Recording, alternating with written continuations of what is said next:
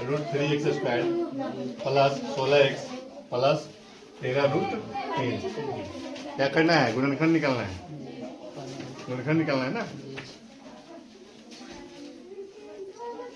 पहला स्टेप क्या बताए थे?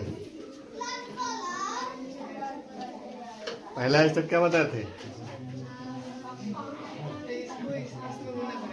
इसको कौन है? इसको हाँ, लास्ट वाला। फर्स्ट वाला को लास्ट वाला में गुना करेंगे तो कितना हो जाएगा? √3 गुने 13√3 कीजिएगा तो कितना हो जाएगा? √3 में √3 से गुना कीजिएगा तो कितना हो जाएगा? 3 हो जाएगा। √3 में √3 से गुना कीजिएगा तो 3 हो जाएगा। अब 13 तिया कितना हो जाएगा? 39। इसका गुणनखंड कितना आ रहा है? जोड़ेंगे तो 16 आ जाएगा। और 13 को यहाँ पे लिखते रहेंगे। बात समझ में आ गया? इसलिए लिखे हैं कि कॉमन लेने में। तो इसमें मान लिया कि इसमें x है, इसमें भी x है, तो x कॉमन तो आ जाएगा। इसमें क्या है? 3 है, इसमें √3 है। तो भाई अभी बताए हैं कि √3 गुने √3 बराबर कितना होता है? 3। √3 गुने √3 बराबर कितना होता है?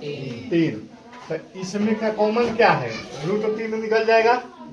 कहने का मतलब है कि √3 आप बाहर निकाल लीजिए और x बाहर निकाल लीजिए, तो इसमें बच कितना गया? √3 और x बाहर निकाल लिए तो इसमें बचा कितना? ये 2 गो x है, √3 x निकल गया तो कथी बच गया? इसमें x बच गया। बस में इसमें प्लस दिया हुआ है, प्लस दे दिए। ठीक है। अब इसमें √3, अब इसमें क्या चीज से गुना करेंगे कि 3x आ जाएगा? अब देखिए √3 में √3x में √3 से गुना कीजिएगा तो 3x आएगा कि नहीं आएगा? √3 गुने √3 3 हो गया, x यहाँ पे बैठ गया है। तो इसमें बच कितना गया? एगो √3x तो छटा गया हुआ है, तो बच गया √3 ना। ब्रैकेट बंद। इसमें प्लस का चिन्ह हो गया। 13 ले लिए कॉमन, कितना हो जाएगा? x बचा हुआ है इसमें 13 का छटा गया हुआ है, तो प्लस कितना बच जाएगा? √3। हाई और हाई बराबर आया। तो इसमें से अब तीसरा का स्टेप क्या होगा? √3x प्लस 13, √3x प्लस 13 एक हो जाएगा x प्लस √3। ठीक है। शून्यक निकालने के लिए बोले हैं हम। गुणनखंड तो इसका आ गया, गुणनखंड हो गया इसका। यहाँ तक बनेगा तो गुणनखंड हो गया। इसका शून्यक निकालने के लिए क्या कीजिएगा मालूम है? इसका शून्यक निकालने के लिए कुछ नहीं करना है। √3x प्लस 13 बराबर 0। ठीक है।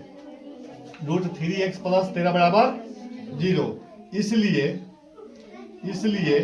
√3x बराबर -13। ठीक है। इसलिए x बराबर -13 बटा √3। समझ में आ रहा है? इसका भी निकाल देंगे। x प्लस √3 बराबर 0। यानी शून्यक निकल रहा है। शून्यक शून्य को कहा जाता है।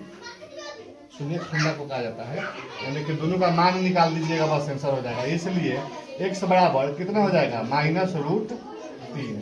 इसका आंसर ही हो गया, इसका आंसर ही हो गया। इसका गुणनखंड का ना 2 गो आंसर निकलता है। बात समझे? तो ये शून्यक निकल गया। इस और गुणनखंड कहेगा निकालने के लिए तो यहाँ तक ही छोड़ देंगे, गुणनखंड आ गया। यह क्या होता है? गुणनखंड होता है। गुणनखंड यह हो गया गुणनखंड, और आगे बढ़ा दीजिएगा तो यह हो गया शून्यक। शून्यक मैट्रिक में पढ़ना है, गुणनखंड 9th में पढ़ना है आपको। समझ गए? पढ़ लेंगे।